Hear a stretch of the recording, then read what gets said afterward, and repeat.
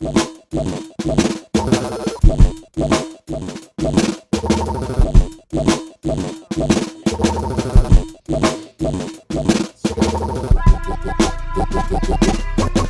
for Joan to come on in on Instagram, and we are on Facebook Live as well. Hi everyone. Hello. Hi. Great to have you here, Joan. Thank you. It's a little awkward, my first time being on screen and everything. There's always the first time for everything lah. Yeah, I hope I don't disappoint your viewers. No lah, you wouldn't lah. I mean, this is our first episode as well. I'm starting this episode, or rather this stream, as a means to just connect with people who are, especially creatives like us, who are affected by COVID-19 to various degrees lah. I myself have been quite affected, primarily because I start my own business, working on my own, and also there's also been news that one of my friends have been hit by the virus as well. So it's I would say it's starting to sink in a little bit more on the impact of this pandemic. But yeah, it's just an opportunity for us to just come together as creatives to share where we're at and to just air things out. So that there's this platform here, or there's this space here where we can just release whatever that's inside, like all the anxieties, all the tensions that we have like this very peculiar times. Hi Uni, hello. Yeah. So before we actually start our conversation, let me just introduce my good friend here, Joan Hsu. Yeah. So I've known Joan since when was that? Was it in year 1? Do you mean in year 1 or year 2? Let's not reveal too much, huh? I think it's year 2. I believe it was year 2 in uni. Oh, it was year 2? What did you in year 2? Yeah. Oh, I remember in year 2 we were both from the School of Art, Design and Media. So I remember was it in Davide's class that we met? I would believe so. I think we took 2 of Davide's classes, the Intro to 3D as well as his 2D class. Wow. Yeah, you're right actually. Absolutely right. Yeah, I remember how funny Davide was. He was a really interesting character. Oh man, yeah. But yeah, but fast forward to now. Hello Lollipop. So fast forward to now, Joan is currently an animator at IGG, right? She has previously worked in Ubisoft, so she's like, industry level, which is fantastic. And maybe you can introduce yourself, on what you do, some of the things that you enjoy doing and whatnot. Yeah, you can share with the folks here. Okay, cool. Thanks for introducing me. That it's a little bit hard to live up to that kind of expectations now. Hey, you do live up to the expectations, okay? You're one of Davide's pet students, alright? Hey. Well, in any case, I did come into this whole industry thinking that I wanted to be a 2D animator like most people do, right? Yes. But after going through university and meeting quite a few important lecturers along the way, showed me the light that 3D is really the future. Oh, really? 3D is the future. For me, at least, because that's where my strengths lie. I cannot draw as well as Dom, so I had to move on to other ways. Yeah, and I really liked animating or moving around, so animation is definitely the way to go. And so after graduating, I went to 3D, went to do some TV shows. I worked on Ben 10, the 3D animated series. Yeah, that's one of the highlights of your career earlier on. Yeah, that was kind of really good for me. As a young animator, it was like, whoa, I get to work on a big project like that. That was really quite a big break in that sense. And from there, I went on to Ubisoft. From Ubisoft, dabbled a little bit in teaching before I'm where I am now. Right. So I'm quite blessed to have the opportunity to work on TV, on telemovies, on AAA games, as well as now mobile games as well. Wow, so you really worked through a whole spread there, from TV to movies, Did you watch movies? Not yet, right? Movies? No, movies, I TV. haven't had that opportunity yet. So it's Not TVs, AAA Tele- games, yeah, and then mobile, mobile and also a games. bit of teaching as well. So I mean, maybe you could give like some of the guys who are here, like, you know, what are some of the distinctions that you have? Hey, Animated Appleby, nice to see you here. Right? Yeah, it's pretty cool, Ben 10. Yeah, any distinctions between the three different genres in terms for animation at least? In terms of animations, I think the basics are all there. So as long as your foundation is strong, you can pretty much go into anywhere. But I realized that the focus for each area is very different. So for example, for television, because the cameras are already fixed, so the animation, all you have to do is just make sure that it looks good on the screen. So you can cheat as much as you want, you can stretch the characters as much as you want, you can smear them as much as you want, as long as it looks good on the camera. But for 3D, for games, for AAA games as well as for mobile games, the camera is always moving around because of the player. And so you never know when the player is going to be activating the animation. So you have to make sure that the animation looks correct from all angles. And also the quality may not be as great as the television or movies, because it's live, based on the game engine as well. Yeah, and there's a lot of technical specs as well that you have to think about as well when you're doing games. So that's one of the major concerns.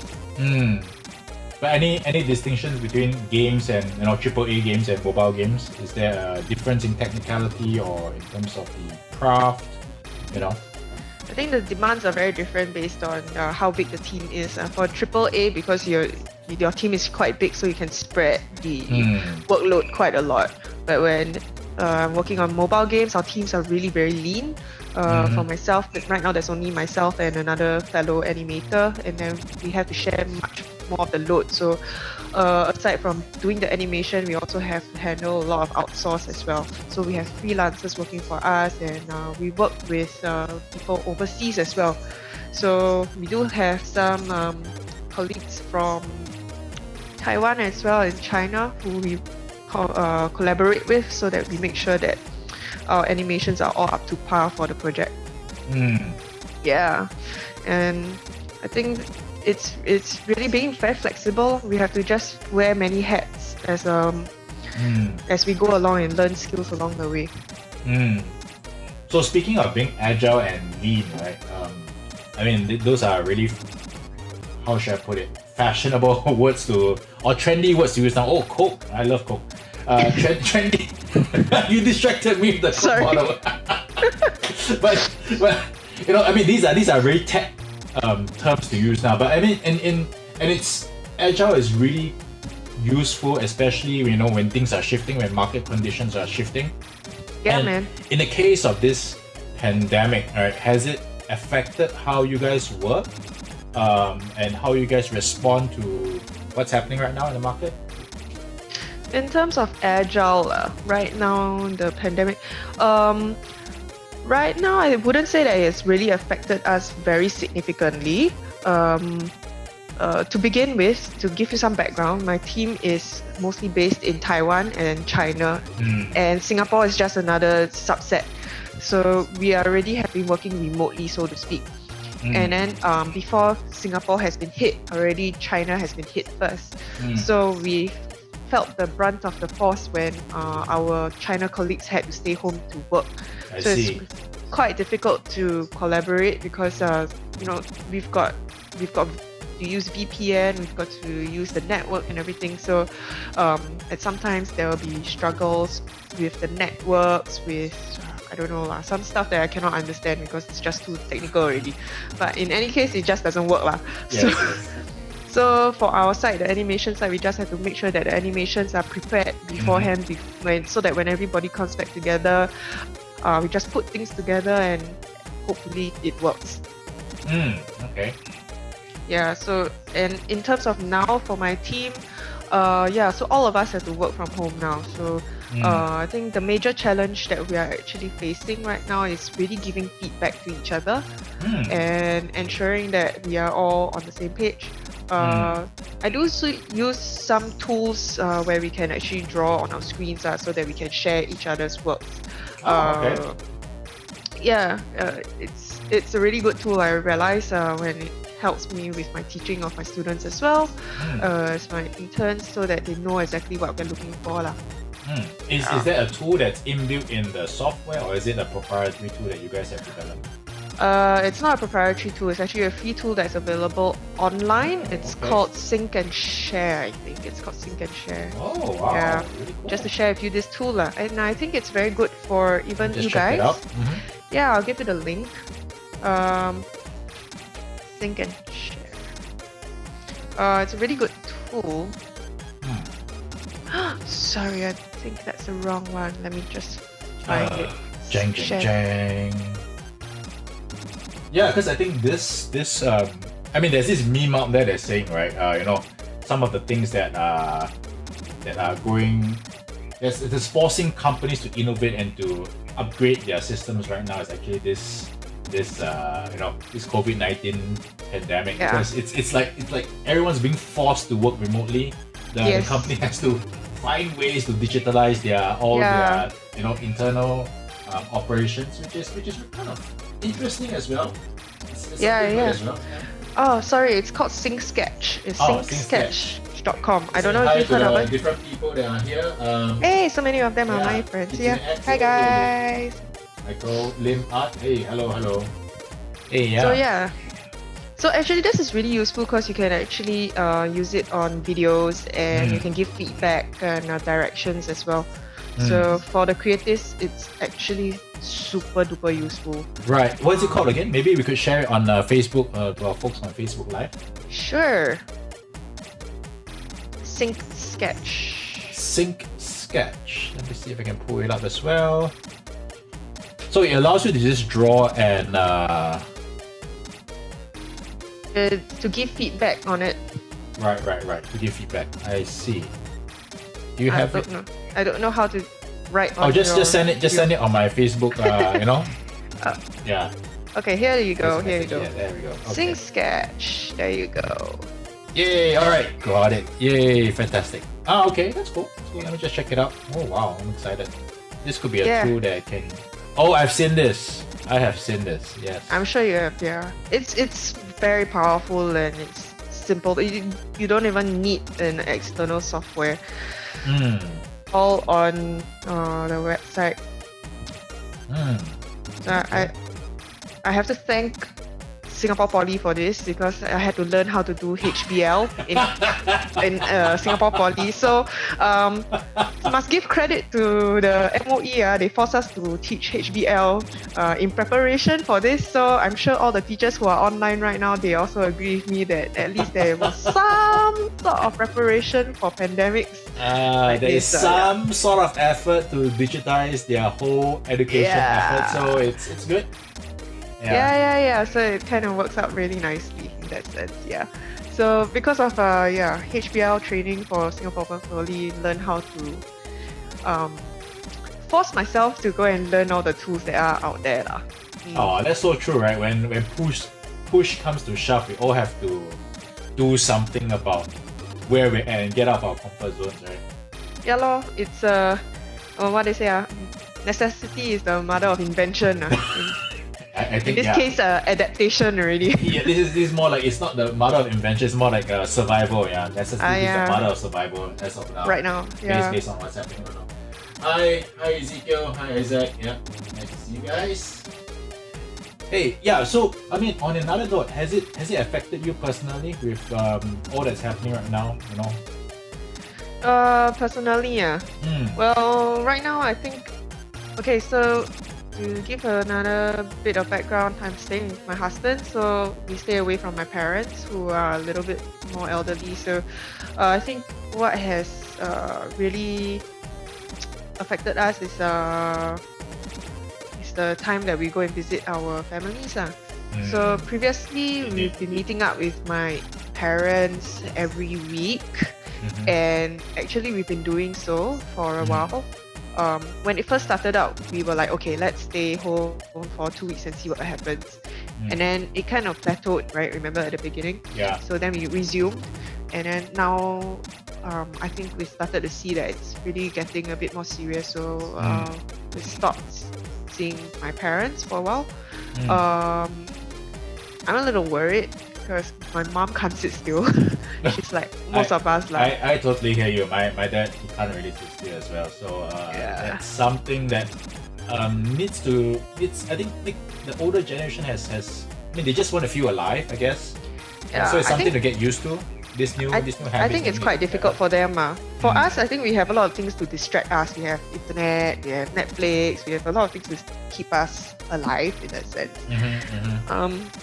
I think for them it's a little bit more difficult because they do like to go out and feel the world is out there, right? Yeah, and be busy about things. And buy things and, you know, take care of their grandkids, which I do not have, just for the record. So, yeah. Thanks for letting us know that. Yeah. Cool. But I mean, are you Chung for Christ? Are you planning to do anything in this period? Because now we have a lot of like I wouldn't say downtime, because especially for you, because you still have work, you still have officers in Taiwan and in China who are still passing you work every other day.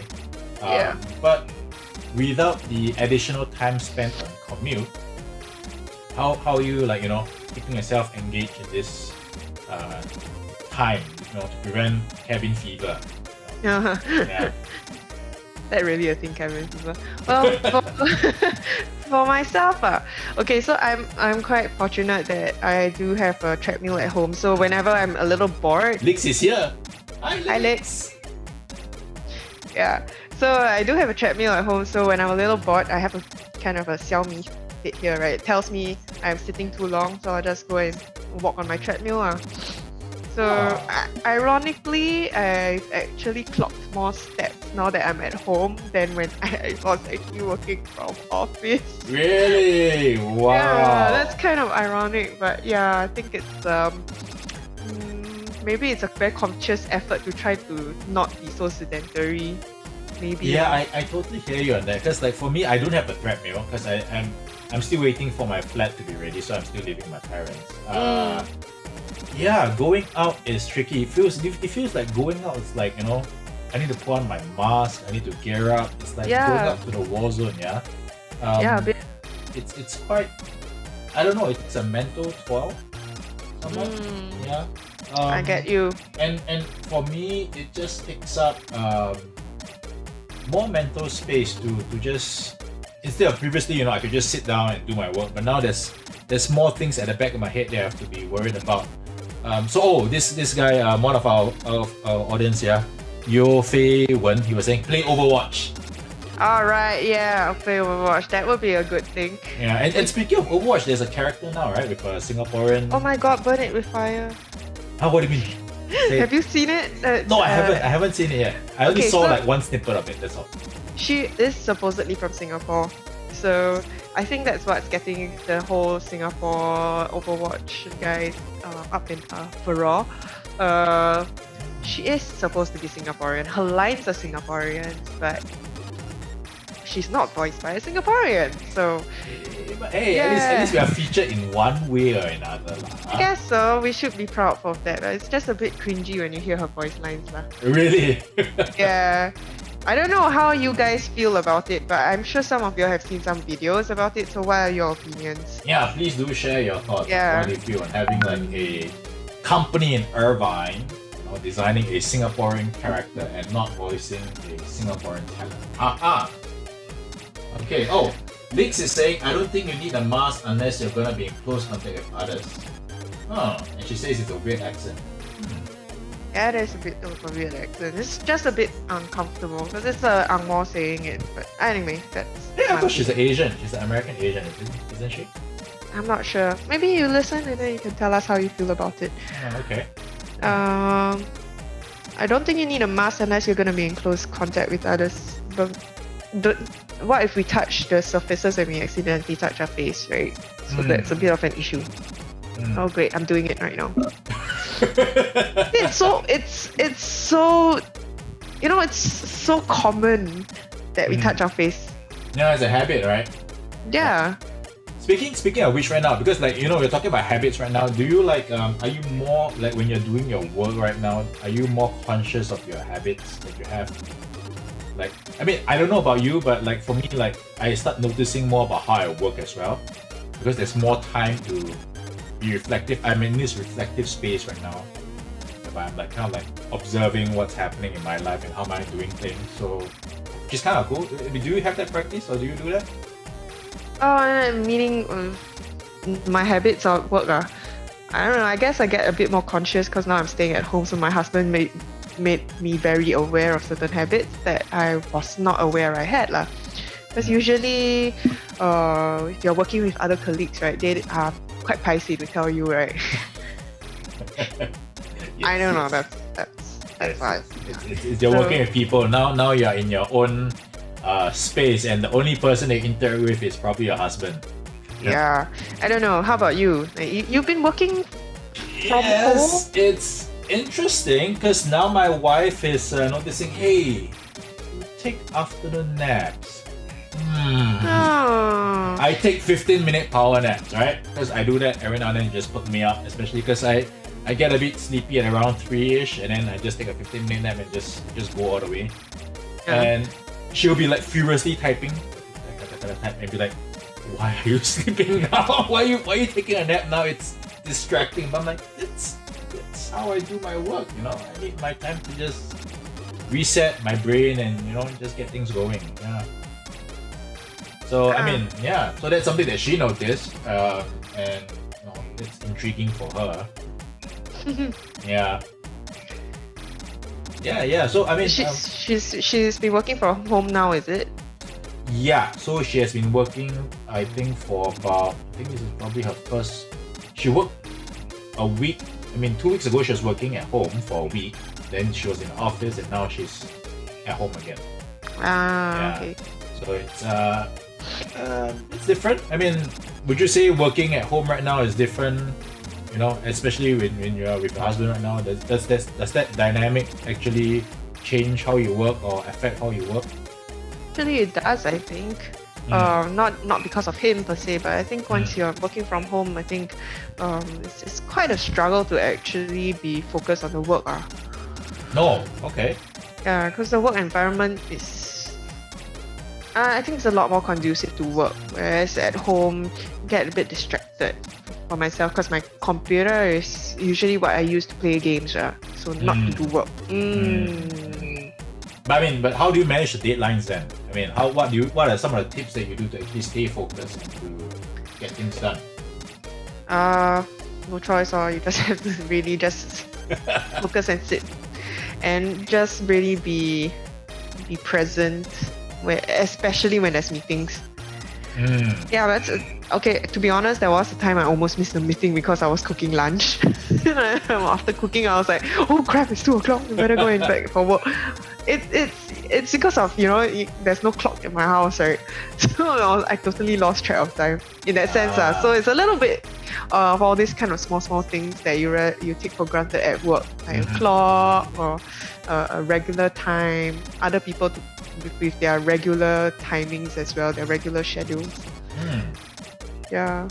But do you have any positive things to share about you know, working from home as opposed to working in the office? There must be some plus points, yeah.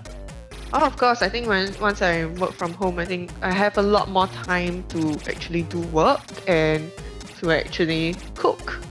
Yeah. Lately there's been a lot of videos of people cooking, yeah, on Instagram at least, yeah.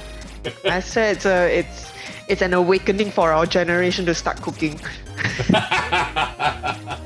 Oh, Jerome says a clock. Yeah, like hands up, how many of our generation have not cooked before this actual pandemic, man? I cooked before in secondary school. I have not, man. I have not. You are kidding. No way. Yeah. Wow. Before this, I was like really noob at cooking. So now it's really an awakening, at least for me lah. So. And do you enjoy that, picking that up and something new? Yeah, it's fun actually. Because now I don't have to just cook for myself. I can cook for me and my husband, and at least think for the next few weeks, right? Oh, yeah. I found a website with recipes that I really enjoy, so that are easy to cook, at least on my beginner level, and it's quite encouraging when the results are favorable.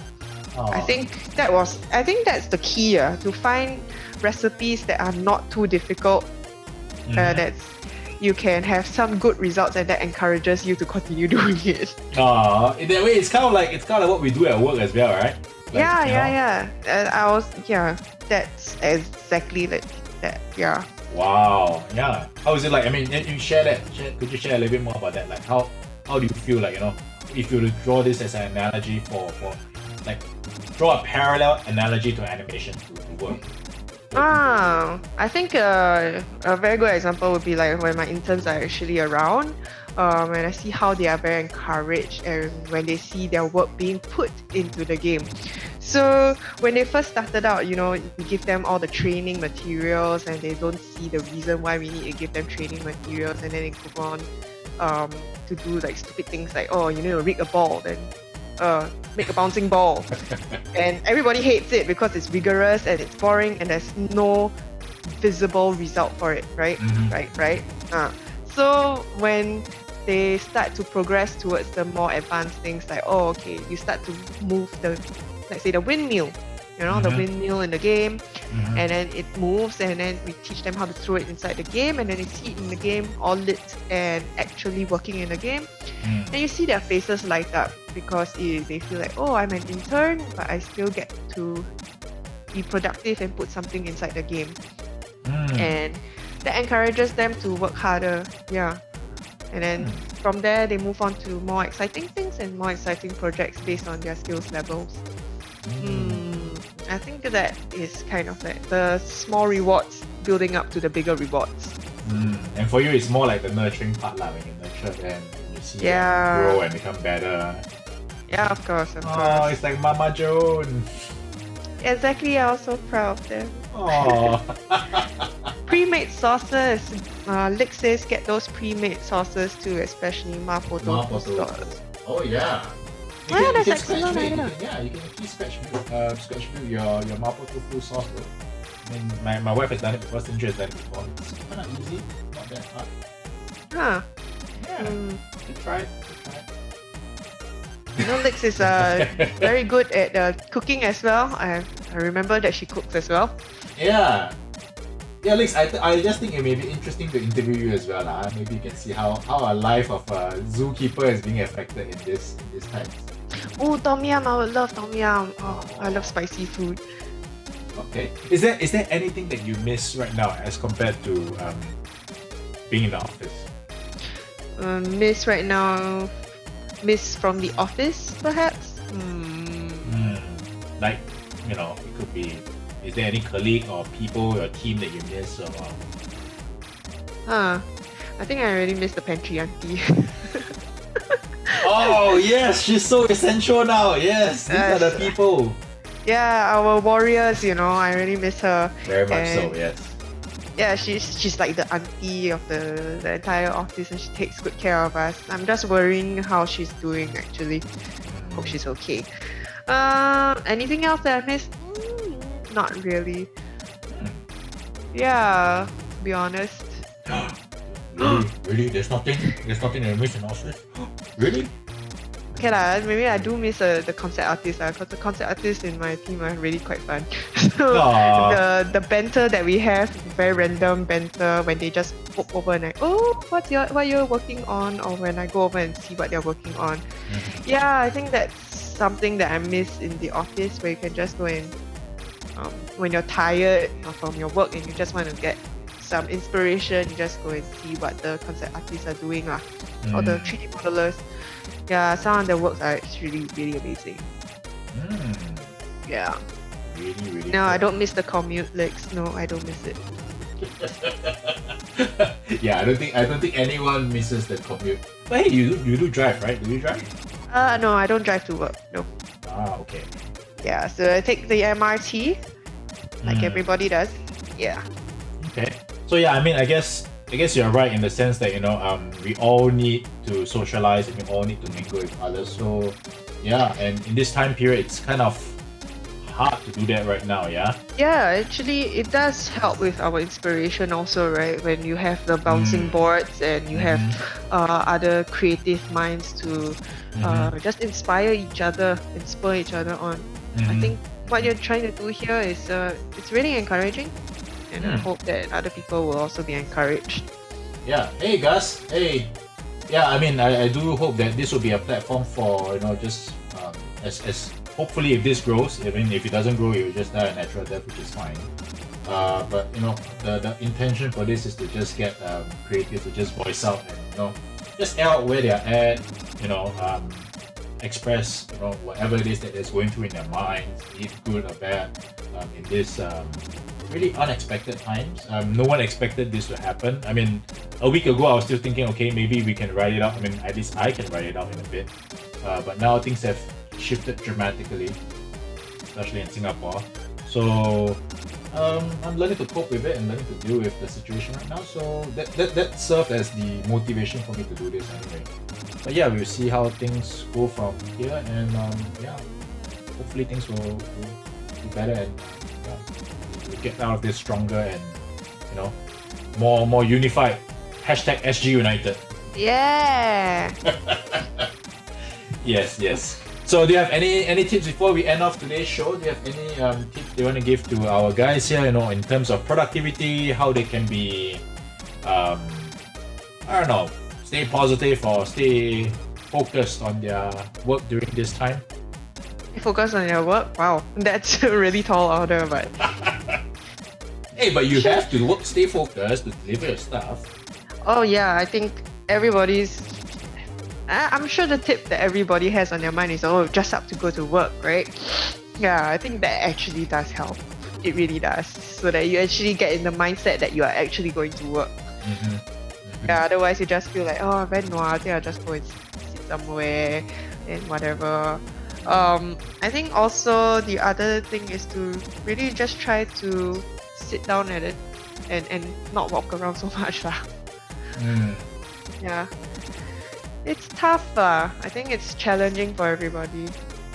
I think it is. But we'll get through it. Cool.